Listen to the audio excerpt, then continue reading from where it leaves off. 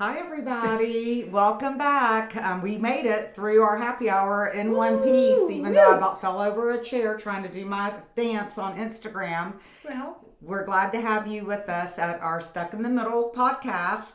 where we ain't young, but we ain't dead. Yet. Yet. We say that every week. But, Julie, I'm not doing another TikTok challenge with you. Yet. I just have to preface, our challenge, and Julie's the winner. And I have to say that my TikTok got yanked down. Oh, gosh. Oh, what is this hairdo doing? Well, I just got it done. But listen, mine got yanked down because of some copyright infringement BS. And then my daughter had to redo it, and she did not get my dance moves to go with the music. So I'm off my kilter. Okay. Just so you know. And you didn't cheer for me in the background. You made me look like I was doing a daggum blank striptease dance to silence. Okay, listen, everybody. Her thing got yanked down maybe for 2 minutes. So she can go ahead and make all the excuses she wants because we all know how competitive she is. But I won. I won. Yay, Yes, Julie! I was cheering for you. I was cheering Well, how for many times did you go like your TikTok and try to share your own? I don't even get on TikTok. I did. I don't even know how to do TikTok. it. I did. See, you know how to do all the behind the scenes things to boost your little post and stuff. I did not boost my post. That's just because everybody liked me. They liked did. my dance. You did a good job. My favorite part, FYI, everybody, of my whole video is not of me, it's her dying laughing in the background. Every time I've listened to it, I laugh and laugh at Tracy laughing at me, and then it was a hoot. I loved it. I'm not doing it again. No. I was trying to look like a TikTok girl in my outfit and everything, Well, trying to be spoofy. It was that whole John Deere Spoofy and or goofy. But anyway, you're perfectly imperfect. You won fair and square. You practiced. I didn't. I just let my legs do the moving. I learned the dance. Somebody else did not. As a matter of fact, Tracy told me, she says, Julie, I just can't do that count. I just don't do the count. That's you. I can't do it. And again, I can't wait because we have a great episode tonight for you guys. Yeah. We're doing the Enneagram, and I don't know if any of you have really heard about this, but it's mainly like a major personality test that they give you in your workplace a lot of times. Probably marriage counseling, if I had to guess, relationships. It basically gives a great overview of what makes us all tick as individuals. Yeah. And what it's a personality quiz, and you and I have both done it. Yes, we both have, and so we're excited to delve into it. Yes. Because I think it speaks a lot to who we are and our personalities, and like you say, prepping for things versus flying off the cuff and, the whole 9 yards, right? That's true. That is true. But before we start, I just have to let everybody see these beautiful FSU earrings. We pulled it out this past week, barely. I don't know if you watched the game. You were in the Keys with your cousins weekend, having a blast in the pool, and I was screaming my head off at the television. But these earrings, my niece is actually selling on Facebook, and her Facebook page is Sophia Jade. And I got the cutest Halloween earrings that I'll wear soon too from her. They're very reasonably priced, but hit my niece up, Noelle, and order some really cute jewelry. I'm going to order some. Yeah, they're cute. They're all different ones. But I wore these tonight because I do have on my gray shirt, kind of for my FSU leftover weekend. I didn't go to the game. I just watched it. But anyway. And I have a white, and that is after Labor Day. And guess what? We live in Florida. I don't care. And you're tan. And I'm tan. Yeah, because you know what? You were beaching it all flipping weekend in the Keys with a drink in your hand and your butt in the pool. Till after dark. I mean, we didn't even care. Whatever. That's so fun. Those are the best weekends right there. That's a lot of laughs, a lot of drinks. And I'm sure you got to relax your muscles after all those dance moves moves you did last week I- for our TikTok I challenge? did. I mean, honest to God, I even took my heating pad down to the Keys with me because I was like, damn, I sent you a text by mistake and I said my butt cheeks are sore and my legs are sore. I think it's from all that swimming, which we did not swim. But maybe No, it was from you going up and down and doing your cha-cha and all that stuff. Yeah, somebody had to whip it good. All right. All Well, right. listen, let's get into it. So, Okay. um, Show them your notes. yes, everybody, I'm trying to change and be more like Julie. Maybe I'll win a competition. You I have don't one, so, but she know. took notes and she is prepared, so I'm letting her lead it. Okay. Well, can I have your phone? Because my notes are on your phone, Yeah. just because we use my phone to record. And I want to kind of go over basically Enneagram, like I told you. It is basically just a personality test, like we talked about, and you fall into 9 different categories of personality types. Okay, but of those 9, and we'll delve into them, and we'll talk about our own personality types. Maybe I don't know if we should do it maybe at the end. What we Well, each I don't register, we'll see. We'll just go with it. But anyway, out of the 9 personality types, you fall into 3 main categories, okay? And it's the heart types, and we're going to get into those, the head types, and the body types. And just a hint, you and I both fell into body types, which is, they fit our personalities actually quite well. So let's delve into the heart types, okay? The categories of the 1 through 9 that fall into it, for you guys that are probably the head types that have to have everything, or no, the number 9's the perfectionist type, like Julie, they're not going to be in order, okay? So don't let that stress you out, okay? Because we're starting with the heart types. The heart types, basically, they work off of emotion first, okay? There's 3 categories that go into the heart types. The number 2, which is the giver. The number 3, which is the achiever, and the number 4, which is the individualist. So the number 2 personality type is, let me just get to it, and I'm sorry, I've got to find it. Under the different Enneagram types, again, under the heart type, they depend on their emotional intelligence to understand their own reactions and connect with others. So the first one of that group is what I've already said, the type 2, which is the giver. And the 2s want to be liked and find ways that they can be helpful to others so that they belong. This type fears being unlovable. And what else can I tell you about a type 2? Basically, the key personality traits of a type 2. And by the way, you can go online and take this test for free if you just Google Enneagram free test. And it takes you about, 15 minutes? Right, It's they're just at like the 30 most. questions. But we're not type 2. No. I'm just going through the categories. Okay. We're on the first one of the heart part of the 9. Okay? Heart, head, and body. Okay? Just So so for people type know. 2, again, it's the giver.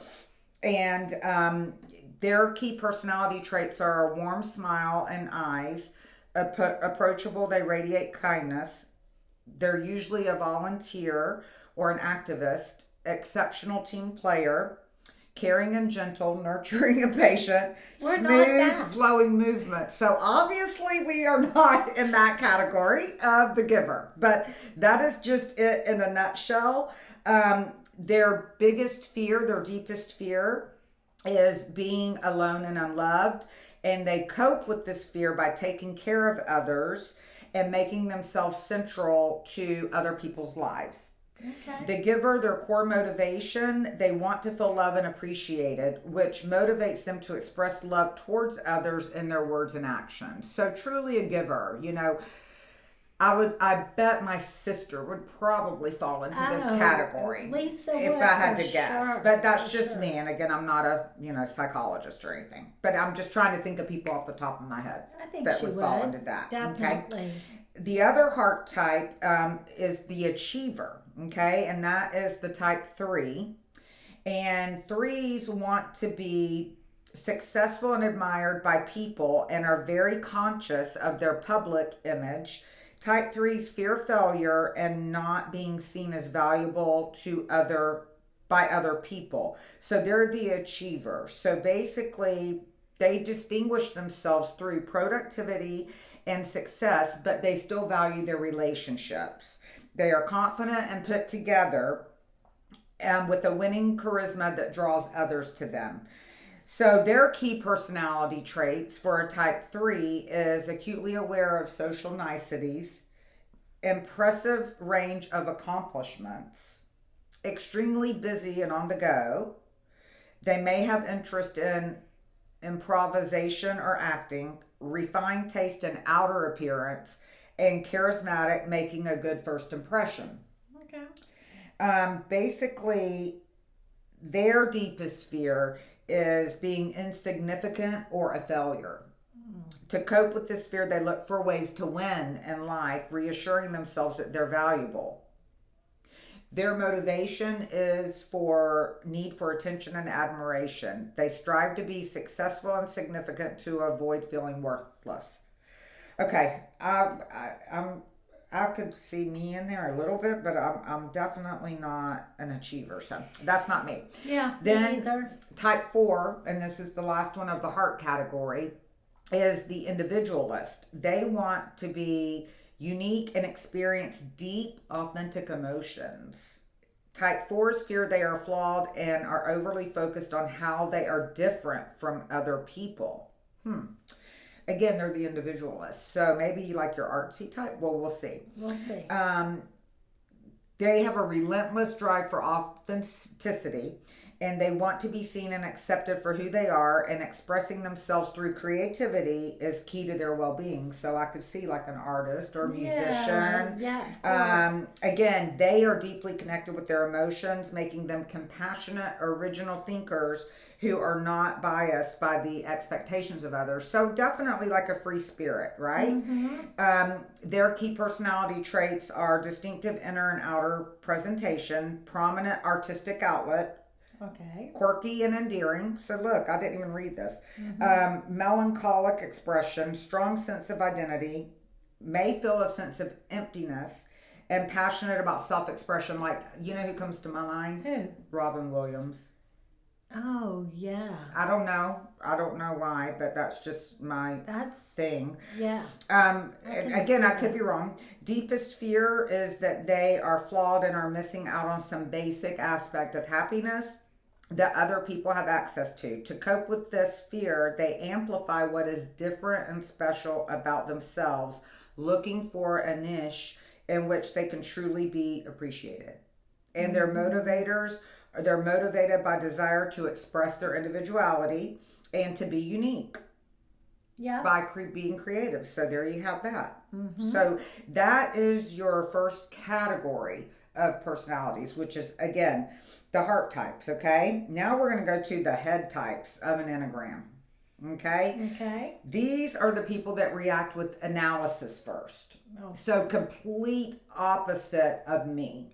Me And too. you too. Complete opposite. They connect with other people on an intellectual level. I don't even know what that means. And make sense of the world by understanding the systems and theories that I'm already tired in this category, what they observe. They're primarily focused on control, which they gain by maintaining stability, security, and competence. Okay, I can tell you right now, I can tell you my daughter Hayden will fall into this category, and I can tell you my husband Mike will fall into this category. So I'm obviously very attracted to this type of personality, but it's complete opposite of me. So me too, and that's both my kids and my husband, all of them with that, and it is now not Sydney. me. I'm going to figure out. I don't know if I've found her yet, but we'll see.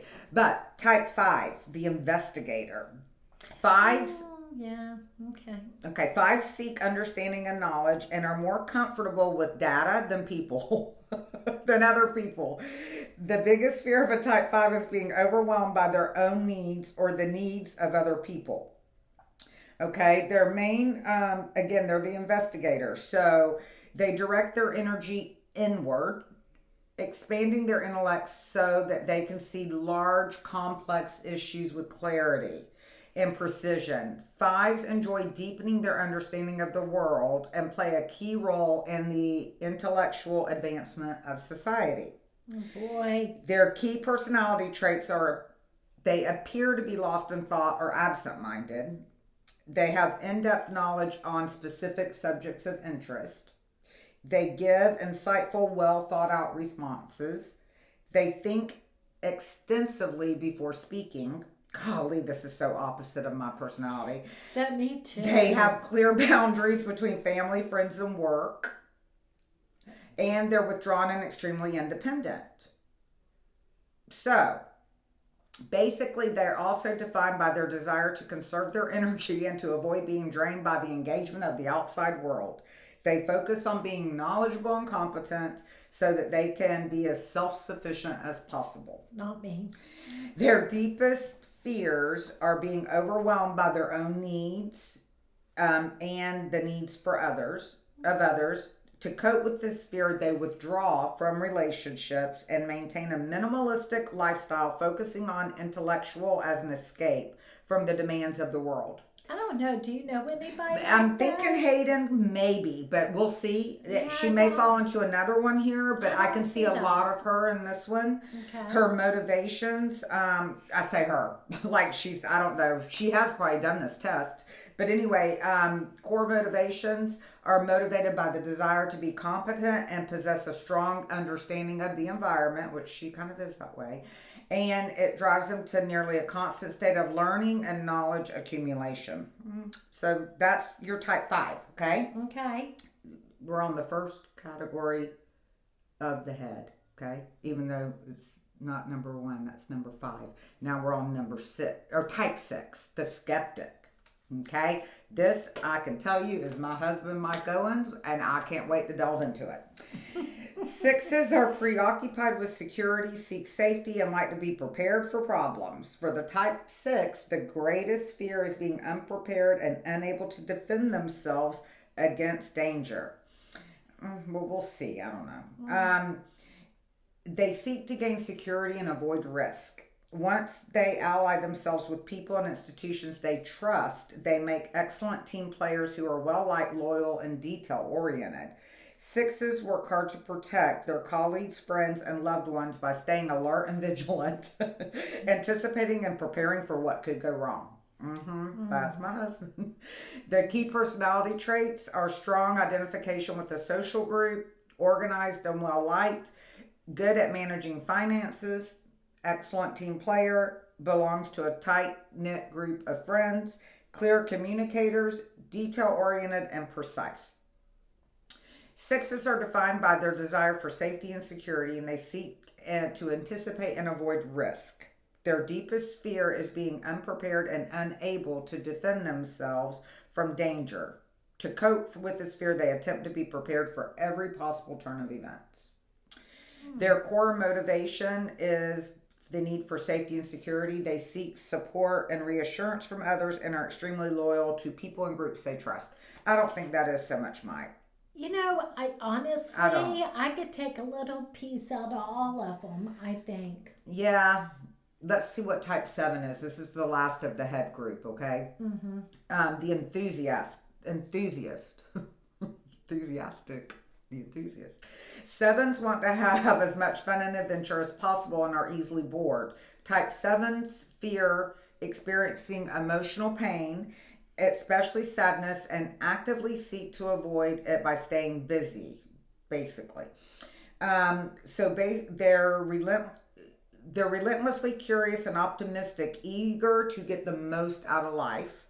They try to avoid negativity and pain, focusing their energy on finding pleasure and excitement. 7s get along well with others at work and home because they're highly productive, non-judgmental, and have an effective, positive energy. I don't know if I know anybody in that category. 7s are defined by their desire to experience everything life has to offer while avoiding pain and boredom.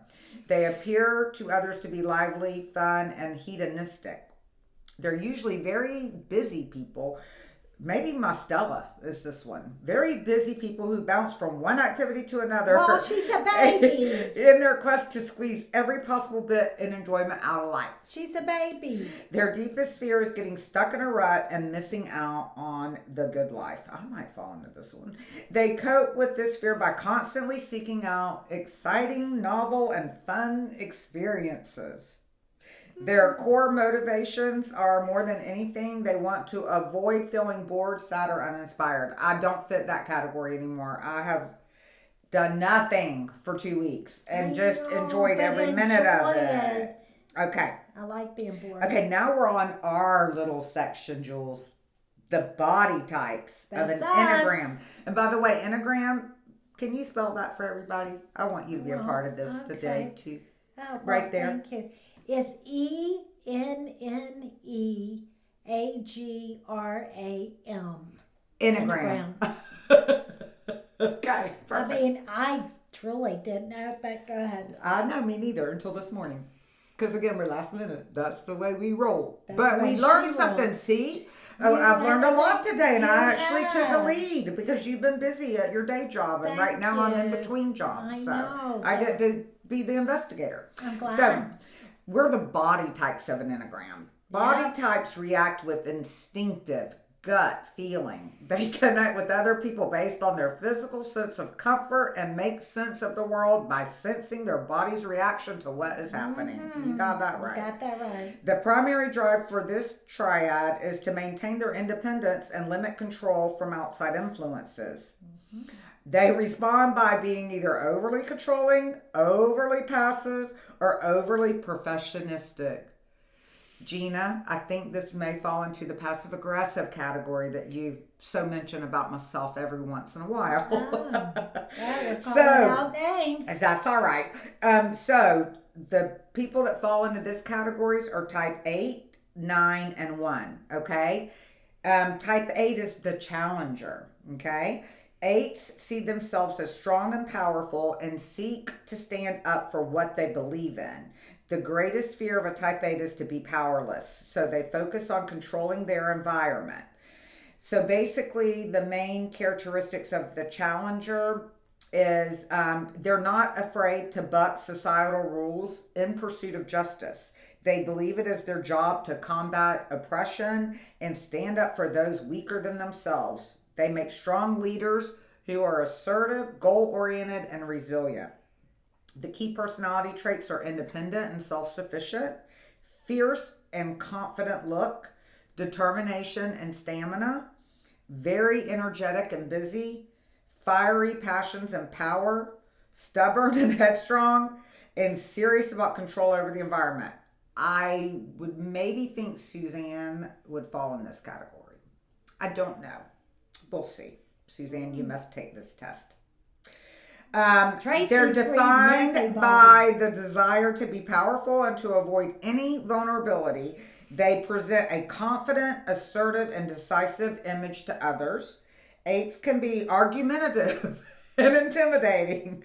It is important for them to stand up for what they believe in and to protect those that are weaker than themselves. I'm sorry, that's my friend.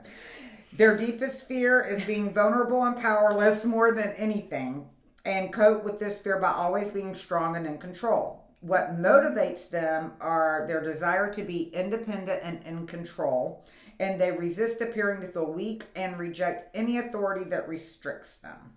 So, again, I mean, there's certain categories of each, you know what I mean? Okay, then there's type 9, which would be my personality. The peacemaker. Oh. Don't let everybody fall on the floor on this one. This is so hard. Oh my gosh. Well, I don't know. I'm not so peacemaking lately. But 9s are go with the flow and let the people around them set the agenda. I know my good friends will not agree with that. They say I'm passive aggressive, da-da-da-da-da.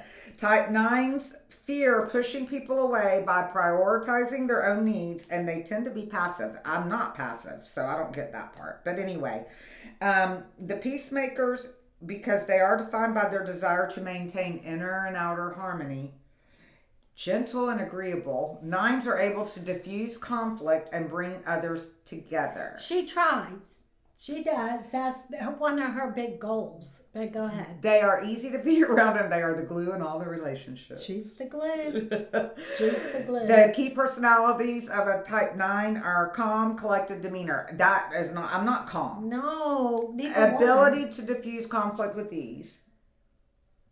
I do have that, especially in work situations. I feel like I do. Okay. I'm not going to say a zen-like presence. Mellow and soothing voice, absolutely not. No. Wide circle of acquaintances, absolutely. Generally liked by most people, I think so, to my face anyway. Fluid, slow movements and gestures. Okay, I really don't fit in this category. Wait, fluid, slow, that is I don't know. True. Okay. 9s are defined by their desire to maintain. I already said that. We don't like conflict and emotional disturbances, and I don't. I do not like conflict. I do not like anything like that. I can challenge my really good friends, and I can be loudmouthed, but I am totally not up for conflict. Me either. I want to run from it. 9s are rarely rock the boat, but they can be stubborn. Oh yes, I'm a Capricorn too, so while they typically go with the flow, they dislike being controlled and will respond with passive resistance Well, if pushed too there far. it is. The cat's out of the bag. Passive resistance if pushed too far. Ask Mike Owens about all that and he will let you know. Deepest fear is being too needy and thus pushing people away. They cope with this fear by submitting to the desires and agendas of the people around them, being agreeable in order to be included. Kind of true. That is true about you. Because like y'all say, you see, I mean, I can try to find the good in everybody, and I try to see their point of view, even if it's not my point of view. I try to put myself in their place, blah, blah, blah. Core motivations, we're motivated by the need for peace and harmony in their environment and the desires to avoid conflict and deal with unpleasant emotions. Yes, that is me. I do not like that at all. Right. Now we're getting to you. This is the last one of our group. Okay. And this is the last one of all the groups. Okay. The type 1 is the perfectionist. Ones place a lot of emphasis on following the rules and doing things correctly, i.e. learning the TikTok dance truly and not improvising. Type 1's fear being imperfect and can be extremely strict with themselves and others. So true. Okay. So true about me. They like to do things the right way according to their very high standards, and they work hard to avoid making mistakes. They are consistently motivated to be their best at work, in relationships, and their day-to-day lives.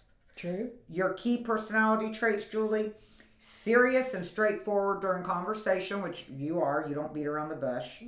Attuned to practicality and frugality, which I don't agree with the frugality I'm part. not frugal at all.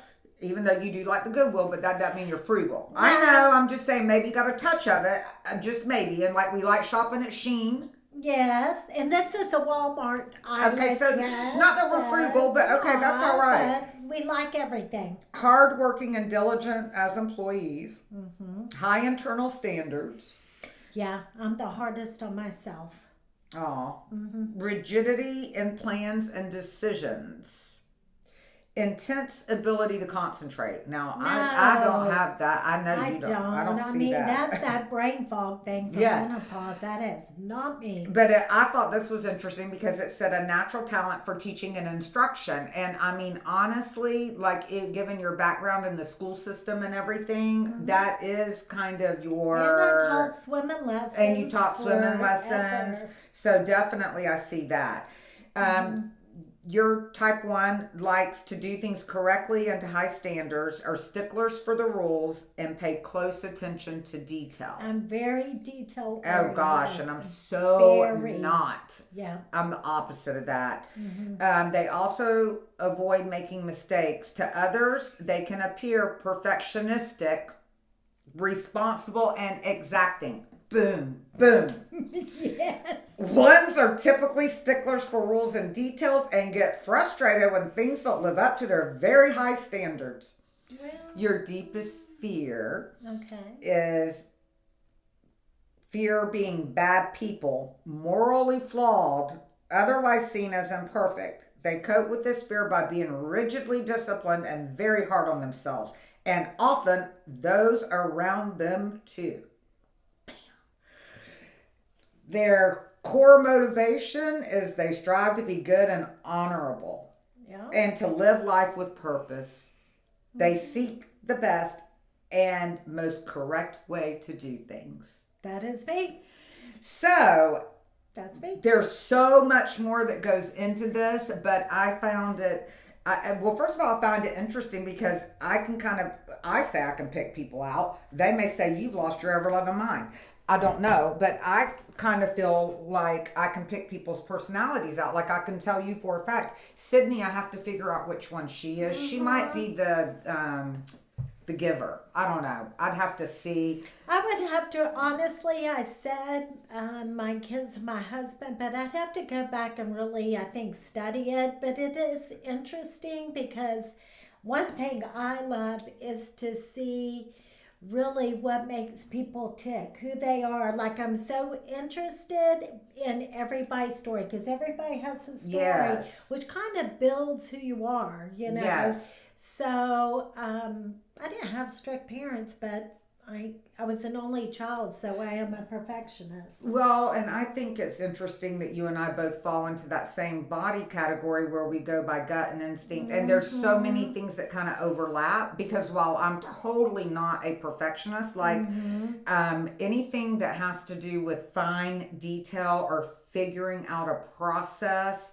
i.e. truly, and I'm not being facetious, like even to get things posted up to TikTok and stuff, I get so overwhelmed.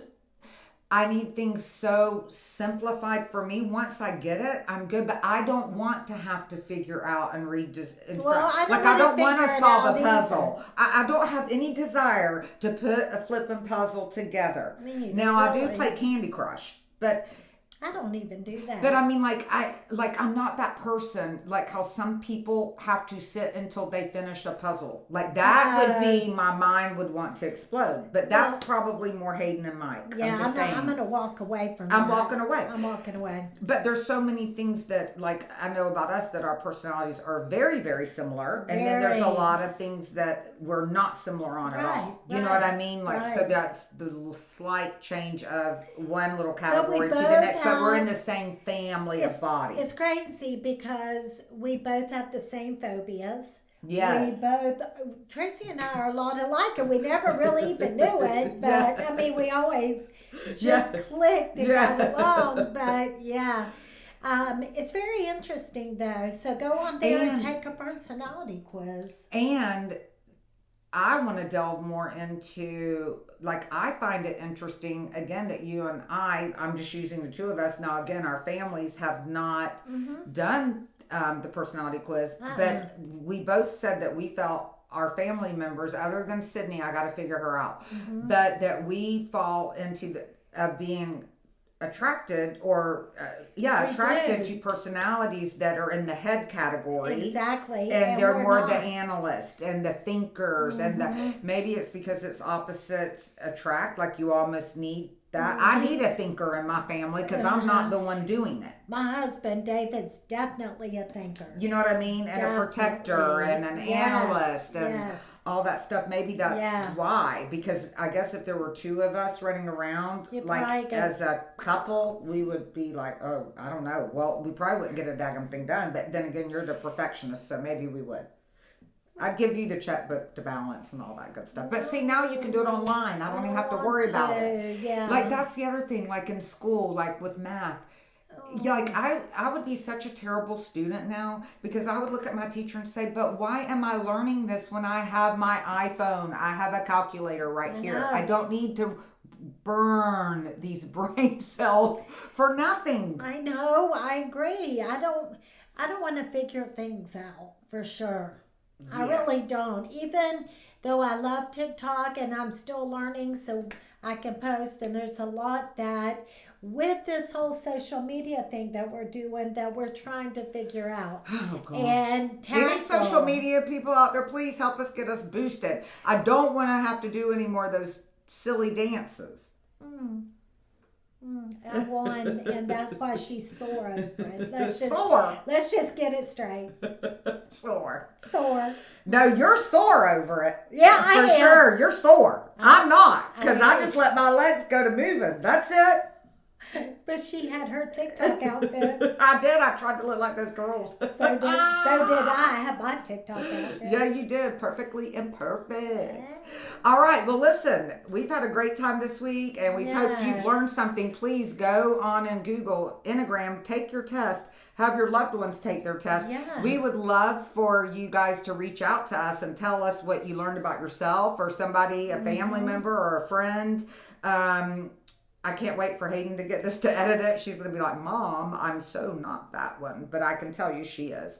So I'm excited for everybody to do it. It's fun, and it's a great way, especially if you are in a leadership position or a manager position at work. It helps you manage the people, or even just to work with your coworkers to know what makes them tick or not tick. Exactly. Like to some people, you know, it may be like a lot of people like the pat on the back or the acknowledgement in public, while other people are like, absolutely do not call my name out in public. I want to be behind the scenes running the numbers, and you can privately let me know how you feel. So it's really good for interacting with your family, your friends, and most important really is your relationships in a job where you need to motivate somebody or to get them to understand you and what makes you tick. It's funny, I was talking to a friend of mine, a guy this morning that I talk to every week in healthcare, and we were talking about personalities. I go, oh my gosh, I just took this test. And he was talking about how his boss called him and wanted to change up his sales route at the last minute, and he's like, no, don't go squirrel on me. And the boss goes, what do you mean go squirrel? He goes, you know, like a squirrel trying to chase nuts around a tree. It is not on my sales route for the day. I will get to it next week when I can plan it in my sales route. And I said, well, I'm the exact opposite. I am the squirrel with the nuts. I get in my car every day and I'm going brrr, all over the place. Like, oh my God, this looks like a fun place to go. Let me run in here and meet them. Da da da da. So not me. But like Tabitha, I was saying, my partner that I work with is so much like my friend that I was talking to in Fort Myers today. Because I mean, if you spring a last minute meeting on her, it totally disrupts her day. Like, it throws her into a tailspin when I'm like, I could be driving to West Palm and get a phone call, you're needed in Fort Myers, and I just whip the car around and go on over, like no big deal. So my point is like, I know when I'm talking to Tabitha and I have to spring something on her, I soften it to her. Like, Tabitha, I know this is out of your norm today. So Tabitha, I know it, but we got to go do this, or can you help me with this? And she's like, oh, okay, sure, I don't mind. But if I just said, well, we just got a phone call, we have to be there, she'd be so upset. Yeah. So it's just good for that kind of thing. So on that note, we hope you enjoyed our podcast for this week. We're looking forward to seeing you all next week. And can you believe, guys, it is already the beginning of October. I don't even know where the month went. Really, I don't. The year. Are you kidding me? Yes, I know. I heard on the news tonight, they're like, don't shoot the messenger, but it's 90 days until Christmas. Oh, I know. Well, people already have their Christmas stuff up and out. See, I'm not that much of a planner. No. I'm enjoy the moment. Me for too, the moment. about that. Right? Yes. I have my Halloween stuff up right now. You have to go look at my spooky pictures. I saw them when we did our TikTok dance. Did you think it was my ancestors? No, I knew. I just didn't comment. I was focused on my dance. So, sorry. All right, everybody. We will see you guys next week. Have a great one. And don't forget to like, love, share, care, and I don't know what.